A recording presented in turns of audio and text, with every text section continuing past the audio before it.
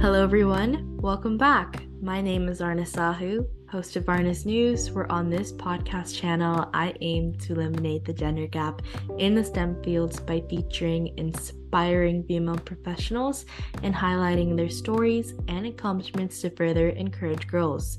Today on episode 32. And I know that it was hard for me because I care, I care a lot about people around me. And so it was definitely, along the way, I've had plenty of setbacks too. And you just keep going and know that ultimately you want to enjoy the journey as much as like any of these destinations, as much as any particular accomplishments you want to have on your career is more important that you're enjoying it along the way, learning, growing, evolving, and having some fun if possible.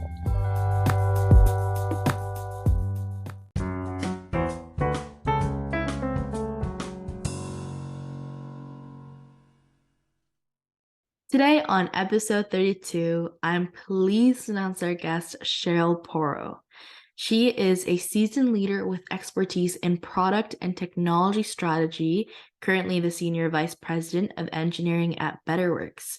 She has a track record of success, having taken Curve Health from seed stage to $12 million in fundraising over 18 months, and has worked to grow Salesforce's nonprofit and educational business. As a certified executive coach, she helps empower women and underrepresented engineers to reach their leadership potential. Thank you so much for having me. It's great to be here. So thank you for that lovely intro. That's very kind. I think you kind of said a lot of it. I've been in engineering for a while now, I think a solid 25 years. And I'm in the Bay Area. And in addition to my work, which I'm really excited about, I'm also mom to a 15-year-old, so a high schooler, and have a lot of hobbies. I'm really, I've been into art for most of my life, continue to be into art, and being in the outdoors. That's exciting. Thank you so much for letting me interview you. All right, so my first question is, tell us a bit about your career path. Sounds great. So, I was giving this a little thought, before the interview. And, funnily enough, so I started off life as a chemical engineer. And I was thinking about sort of what happened really in my high school days that put me on that path. And I would say that, for a long part, like all through middle school and the beginning of high school, I never felt like a particularly good student. Like it wasn't necessarily sort of how I identified myself by any stretch. And then somehow, I think it was in 10th grade, sophomore, I took this really hard chemistry class. Like I had heard about how hard this class was and how hard the teacher was. And I was sort of dreading it. And then for whatever reason, I get in this class and I ended up loving it. Like I just did really well. And it really was the beginning of my sort of math and science journey. So I went from starting high school as someone who didn't really identify as a good student, that by the time I graduated, I got the like top, in math and science honor for my school. So it was a big identity shift, for me, having just not thought of myself as like smart or really aligned to like STEM or anything like that. So I think because chemistry was the beginning of, it was like my first sort of love of those subjects, I ended up going in that direction and studying chemical engineering, which was fine. I went to a tough school in the East Coast, and chemical engineering was one of the toughest, majors you could do at that school. So there was something like I definitely identified as someone who took on tough challenges. Like I'd like to, be thought of as that way. But beyond that, I don't think I had really thought through what I was going to be doing for work. So the funny story is I graduate and I get a job as a chemical engineer, and I was like not really into it, and sort of feeling like maybe I made a mistake. And so what was kind of fun is I actually ended up moving from the East Coast to San Francisco, but with friends. It was totally a personal driven thing. It wasn't career at all. I quit my job, my first chemical engineering job. We sort of migrated our way. I was actually working as a barista. When I moved here, I was worked at a Starbucks, and I had to get a job. I finally got an engineering job. It was a chemical engineering job here in the Bay Area. It was at a company that did waste treatment. So we did silicon chip manufacturing waste treatment in Silicon Valley. So I was doing that as work when the first, it was like this first internet boom happened in the mid 90s. And it was at that time that I saw like all the energy and excitement and the software with the tech companies in the Bay Area. And I kind of wanted in. So that, it was a few years of being a chemical engineer. And then I quickly pivoted over to software and never left. And, along the journey, it was like, I'd say there was, the first many years I was an individual contributor engineer, worked at a bunch of different companies, had a lot of, great experiences. And then at some point I started to kind of mature, and I started to take on more leadership roles. So, continue on my journey, but started to kind of manage people and lead people. And there was a big period of that. And then I ended up getting a job at Salesforce when it was small, way before they had built this big tower here in San Francisco, just a few hundred people. And it was just like the right place and the right time. I was very motivated. And I went, from being a lead engineer there to a senior vice president. So I was there for 13 years and it was a great run. And so now I am sort of like, CTO at startups or, senior vice president engineering, that kind of thing, and lead engineering groups building software. That's so cool. I love how you just went with the flow, and although it was out of your comfort zone, you just went for it with the people around you. That's something very admirable. Thank you. Yeah, I've definitely been a risk taker, that's definitely something that has been a big part of my journey and just like going for it basically. Yeah, so glad you saw that. All right. And what advice would you give someone wanting to pursue a career similar to yours? Do you have any tips to succeed?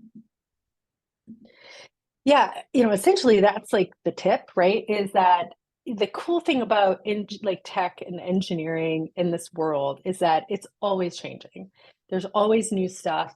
So what's so cool is that no matter how long you've been in the industry, whether you're just starting out or whether you've been in it 20 years, you're still learning and you're still in some ways new, right? Like there's new technology out right now that is like really new to me, and I have to go learn it just like anyone else has to go learn it. And so so much of it is about being comfortable being uncomfortable, like always knowing that you don't know and being okay with that, and then just like learning, like just being really hungry to learn. So throughout my career, for example, like it was about 1998, I got a job at Amazon. I'm going to start, and this was like early days Amazon. It was a very intense place. And I was just sort of thrown into it, like without very much help whatsoever. And I just had to figure stuff out. And everything about the job is different than what I was used to. We use different technologies. I had to learn how to use a Unix machine instead of like Mac or a laptop, Microsoft laptop or whatever. But everything was so new. And I was constantly searching on the internet to find the answers, because there's just going to be a lot new. But the beautiful thing is that there are so many answers out there, and that's the advice, right? It's just like be comfortable not knowing, but then be very resourceful in finding the answer. Because even today, I started a new job not too long ago, and there's a lot of new stuff and a lot of new challenges. So I'll be in a conversation and I'm like, "Ooh, don't know about that," and I just type it in, start searching, start learning, and it's really kind of fun too. And as long as you could, kind of, yeah, you can find the fun in that for sure. Yeah, it's that hunger to wanting to learn. That's a huge thing with helping to drive. So, yeah, Absolutely. yeah. And what is a common myth about your profession that you want to debunk? Yeah, so I was thinking about this too, because one of the things about me when I was growing up was I was always, like I said earlier, really into art.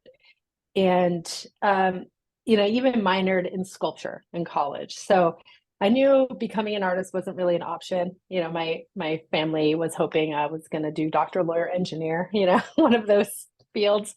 And especially being good at math and science, like you just feel this tug and this pull to like go into those fields because not everyone can do it. And there's a lot of good reasons to pursue those fields. But I still had this kind of love for art and minored in sculpture and always did a little bit of art. But I think the misconception about STEM and about engineering work is that it's not quote unquote creative, but there's actually a lot of creativity in the work. What's so cool about it is you're really confronting problems and challenges that haven't often there aren't solutions to out there. Like maybe you can find a solution for some of them, but typically you're trying to solve a unique challenge, whether it's with the people that you work with or the technology you're working with or whatever. And it's such a creative process, like coming up with those solutions. And there's this real like optimism that comes with this kind of work that any problem you confront, you just get more excited. Like the harder the problem, the more excited you get to solve it, right? Whereas sometimes people have a different approach to problems. They face a problem, they go, oh, problem, I'm going to quit. Like you can't, as an engineer, your job is to find the solution, right? So it's very, very creative. And that's what I love about it. And that's why I've continued to do it. And I feel like it scratches both sides of my brain, the sort of analytical engineering side and the creative side. Yeah, I'd say problem solving goes hand in hand with abstract design because in cloud computing, especially, like my dad's a cloud architect, he always talks about architecture and designing the best thing. There's so many different answers to it. So there's like this whole other creative aspect. So that's something to watch out for as well. Absolutely. And that's what's so both kind of exciting about the work. It can make it daunting and kind of scary as well, because there's like, especially if you're trying to architect a system, there's so many ways you could do it. And it's like, are we picking the right way? I don't know, and it's like my team and we struggle with that, on a regular basis. Like, well, you can only hope that you're picking the right way. Yeah. Yeah, because there's like so many ways to pick something. It's beautiful. Mhm. And Exactly. if you could step into my shoes or your younger self, what would you have asked yourself that I didn't? Yeah, funny. I was thinking about this too, because I was like, what would be a good thing to ask? And I've done a number of podcasts in the past, and I've talked about my career journey in the past for sure. And I think the one thing I probably haven't been asked, and it was just getting me really thinking, was like how other people have factored along in the journey. Because I do think that often when we talk to people, we think, we ask them about, what did you do, along the way? But the reality is that there's so many ways that other people influence your path and support you, help accelerate your journey, like all of these things. And I know that I couldn't have had this career path without so many people that have like touched me along the way. And that's a big reason why, for example, I'm very mindful of the fact when I'm leading people in my organization, I know that I can also have be a pivotal person in their career journey, right? So for me, it was like some of my early roles when I maybe didn't see the potential in myself. There was a phase of my life where I underestimated myself. Now I'd say I mostly get underestimated by others, and I've gotten kind of used to it. And I'm like, use it as a little bit. I do a little, I'm trying to think of a good phrase, like a little mental jujitsu on them, because you're underestimated, you can kind of get in some ways an upper hand. But early in my career, I underestimated myself and I held my own self back. And there are people in my life, like managers I've had early on, who saw the potential and, and put more faith in me than I had for myself. And I would not be where I am if it wasn't for those people. So just being open to that, and then knowing when it's your turn to give back and do the same. Because at some point, you need the support, right? Because you're finding your way and figuring it out. And you learn so much along the way. It's like every time you have a setback, you'll learn. And every time you have a really tough experience in your career, you learn. And now I have like decades of that behind me, which is awesome. So I can I can help people, right? And so I love being able to be, you know, where it's possible that person in someone's career that really helped them just think see more potential in themselves than maybe they ever realized. Yeah, I think that a lot of people that I've talked to, they've said that self-doubt has always like been the one cause. Like as a student myself, I always overthink, so it's a bit of a problem that I have. But just knowing that there are people around you that are always going to support you and having that system is really important, even when you're starting out. And also Absolutely. and also just giving back whenever you have something to share is really essential too. Yeah. Yeah, that's what you're doing, which is so great and which is what I found so inspiring and why I was so happy to talk with you. Thank you so much. And what are the best resources slash books that have helped you find your career path? Oh gosh, it's like, you know, this whole journey for me has been, there's been so many things I've tapped along the way. So it's really, it's hard to just, it's just hard to pick one or even any at this stage because uh, it's just, you know, so much of my journey has been interesting. So I'm thinking back to like early days when I would be interviewed, and you know, when you're early out in your career too, they'd love to give you this question like, where do you see yourself in 5 years? And I was just always like, I have no idea, you know, like, why are you asking me this? Like, it was just so much pressure.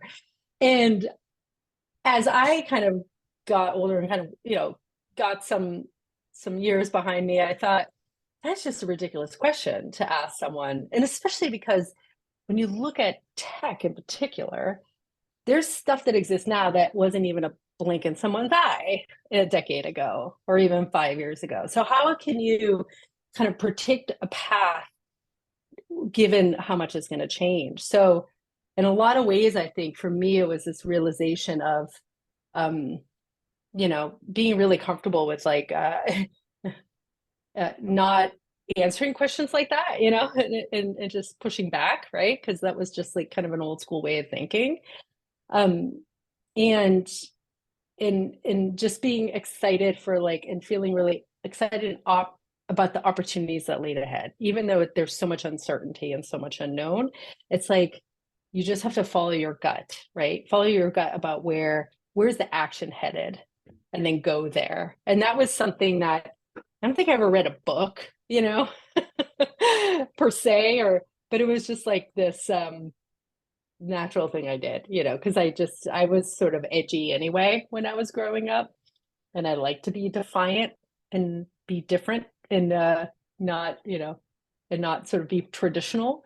Um, so that I think was a lot of why I was testing the boundaries and very quickly would just go up, forget that career, moving on to a new one, you know, or forget like this kind of business, I'm moving over here. Um, and it sort of worked for me in that way because I ended up in a place where, you know, it was like the right place at the right time. And you know, and frankly, some of it was like luck too, to be in the right place at the right time. But I know a lot of it was just this willingness for me to follow my gut and go where the action is, you know. Now, since then, there's just a ton of resources I have around, especially if you want to lead people. You know, the thing is that a lot of these challenges we face as individuals, you already kind of articulated it, like this, you know, especially for like STEM types, the brain is always working. And sometimes it's working in your favor, but sometimes it's not. And this just very human reality that there's always going to be these voices that are, you know, for whatever reason, gonna, you know, potentially steer you off course, and building a lot of knowledge and awareness of that. And then how, you know, the tools out there that you can use to like, you know, make sure that it's not getting in your way, like things like self-doubt. Gosh, what are some of the other, like I have a people pleaser streak, for example, and that can get me a little, it can create anxiety. So maybe I'm in a meeting and a bunch of slacks are coming in, people want stuff from me, and I can start to feel really anxious because I feel like I have to get back to them right away. I don't have to get back to them right away, and I don't need to feel anxious. But how do you kind of start to really tune into that and know that it's just a very natural human reaction, but one that you can kind of intercept, because it's often not helping you be at your best. So a lot of the resources that I use are really around that, like just kind of taming the mind a bit, things like mindfulness and other techniques. Because I think the better we can kind of lead ourselves, then the better we can lead others. But it starts there, right? We have to be able to kind of lead ourselves first, and then we can lead teams. So Yeah. anyway, hopefully kind of answers your question, but I took you on a little journey for sure. No worries. I was actually smiling when you said the people pleasing part because I'm a huge people pleaser as well. And I also really like the way that you said that you can't really see yourself in 5 years because technology is always changing. And especially now, it's like just insane. It's completely insane. Totally. Yeah, and there's this one saying that says, "Don't look when bad things come your way, always put a good face on," which means that whenever you have bad things, like your mind is working against you because it's like your biggest enemy, you kind of have to go through with it and just believe in yourself. So that's really, really important too. Absolutely.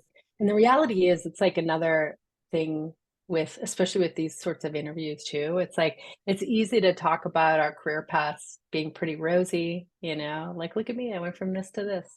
But the reality is that we face setbacks and challenges, like no matter how long you've been at it.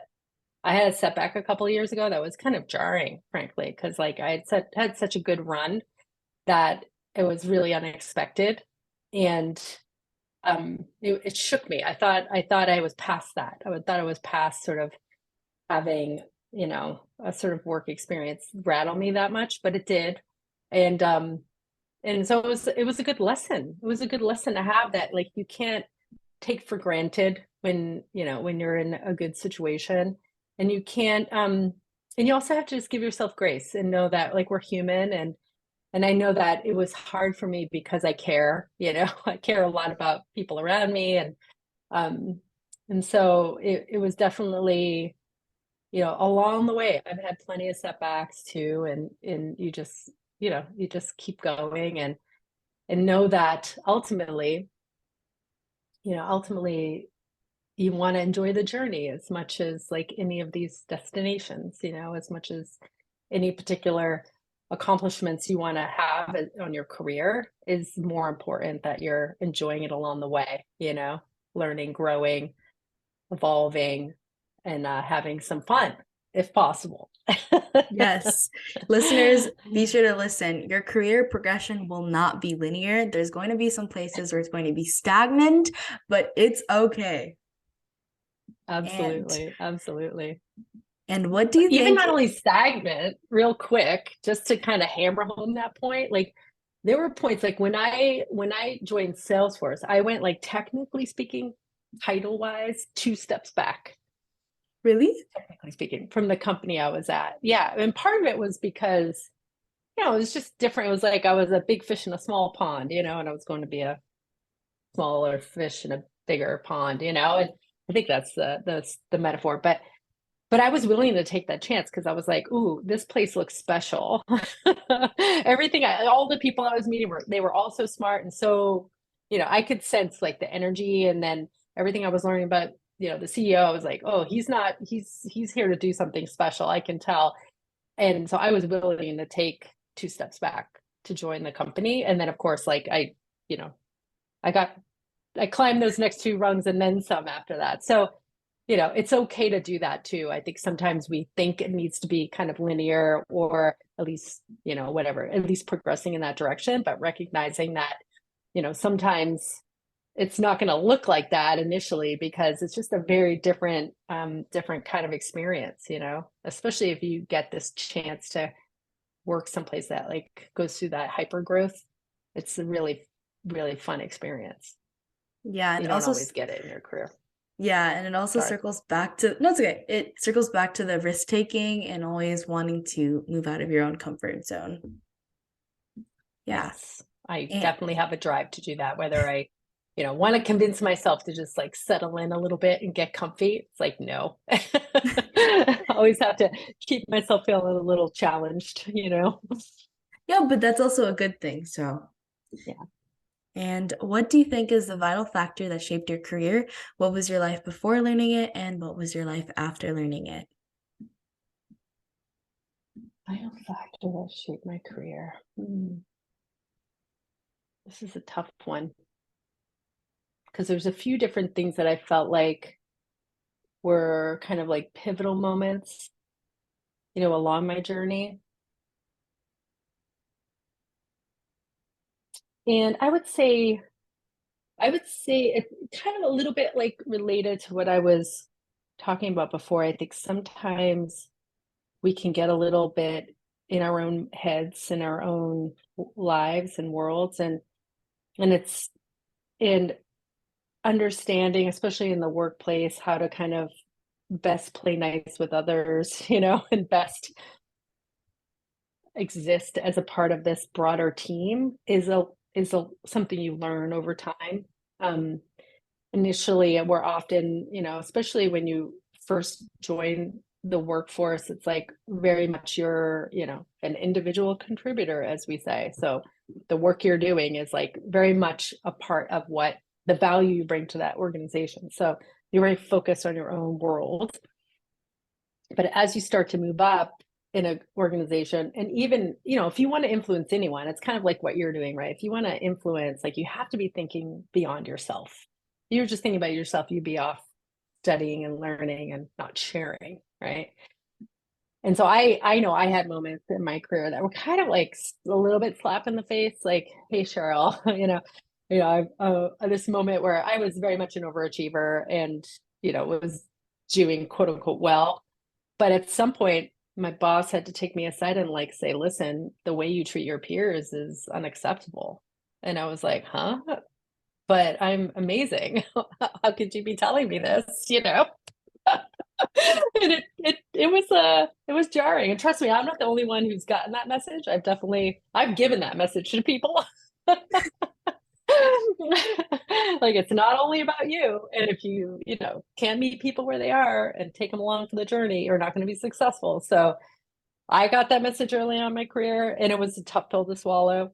And then now I give that message sometimes because it's just a shift, because literally in the beginning it is about you and your work, right, and getting it done and doing it great.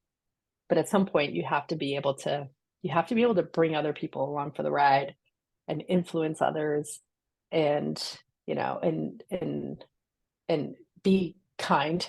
um you know, basic things like that. I wasn't always in early stages of my career, I could be a jerk. But I learned I definitely I took the feedback, and you know, you feel a little ashamed.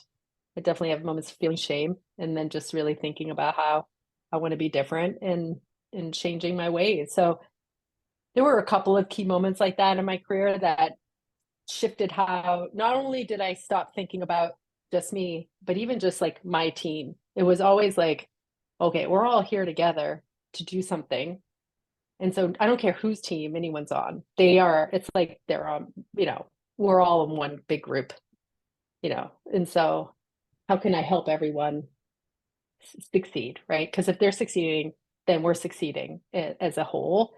It's a very different perspective. And sometimes, you know, when it's hard, you have to get out of that mindset. And some workplaces aren't great about it either. There's a lot of like, you know, people pointing fingers at each other and stuff. But now as a leader, I really look up for that. And I'm always, you know, it's like we win as a team, we fell as a team, like we are in this together and we need to be helping each other, you know. So that was probably the pivotal, and what I love about it is like I it makes work much more fun and much more satisfying and gratifying when you show up every day with a feeling of service, being in service to the mission, to the goal, to the company, to the customer, to each other, coming at it from that place as opposed to I'm here to win at all costs or whatever, or I'm here to be the best or get the promotion or any of that kind of stuff.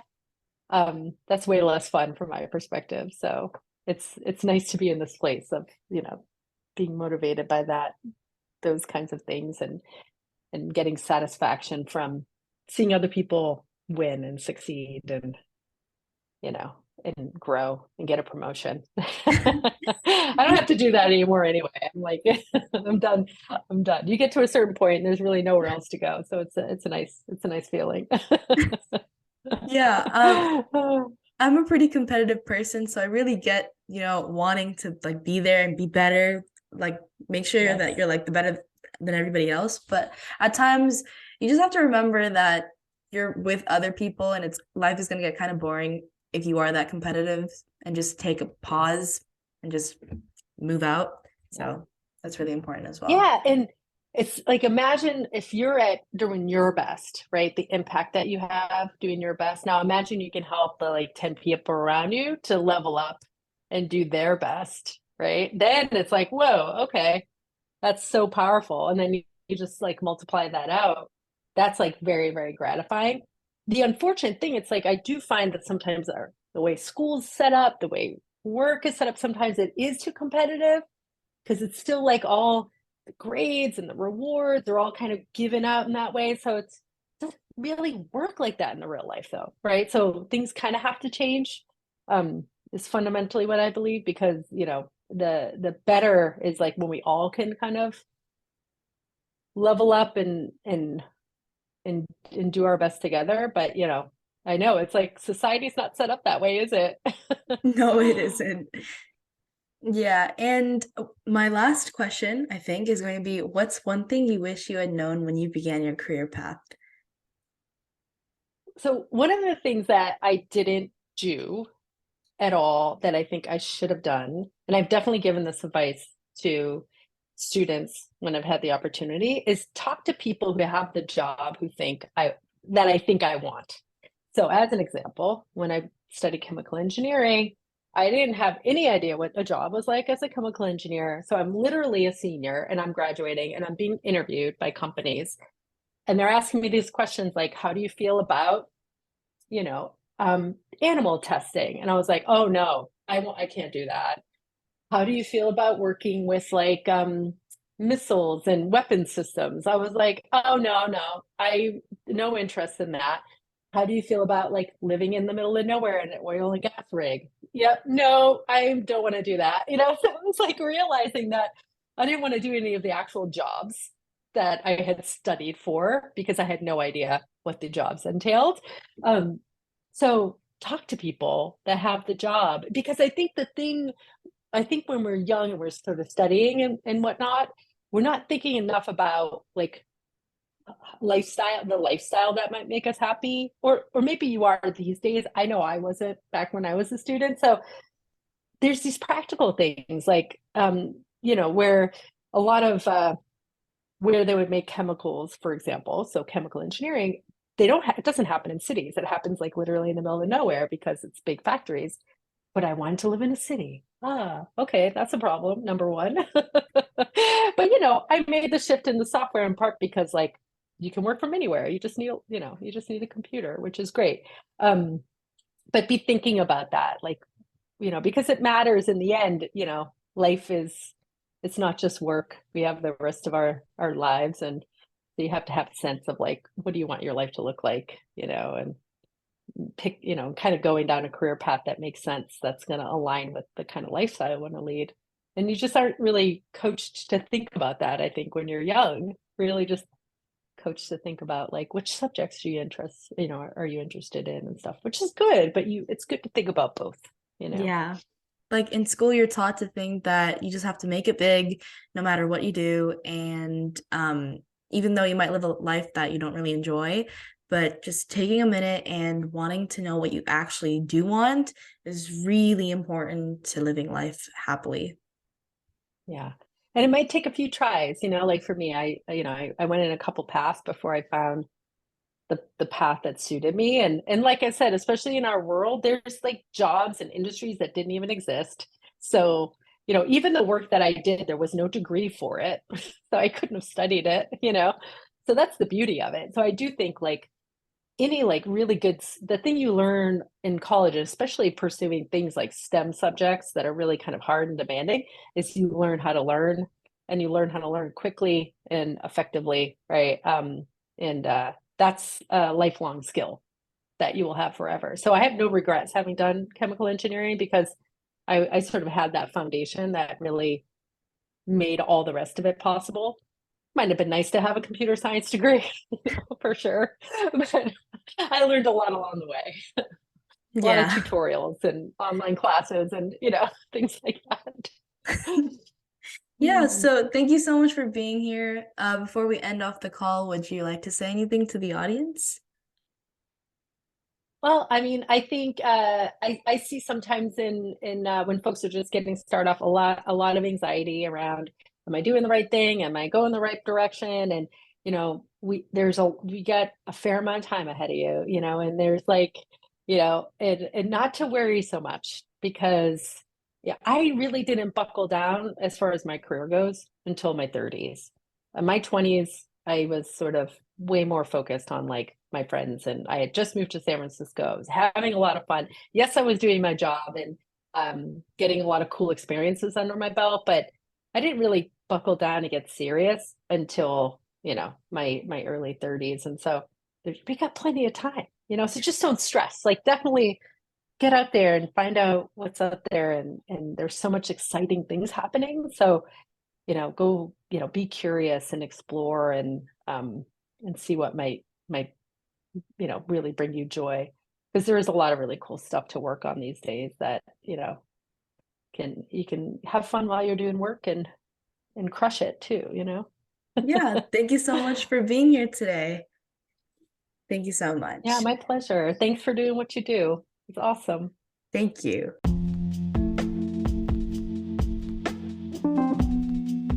Thank you for tuning in to Honest News, where we aim to inspire and empower women in STEM by featuring the stories of successful female professionals in the industry.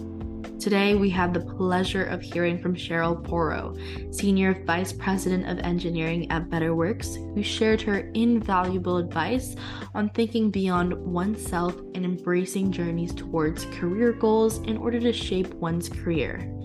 Thus, that concludes episode 32. If you want to know more about how I relate to these amazing topics, then stay tuned for upcoming episodes. A free way to support this show is by leaving it a 5-star rating and a review on the player you are listening to. Let me know what you enjoy about this podcast, as it's a chance to tell me what you love about the show, and it helps others discover it too. Also, check out our YouTube channel, that is www.youtube.com/@honestnews, no spaces attached. Once again, thank you for finding me, and I hope we stay in touch with each other. Dito, you were listening to Arna Sahu, the host of Honest News. Toodles!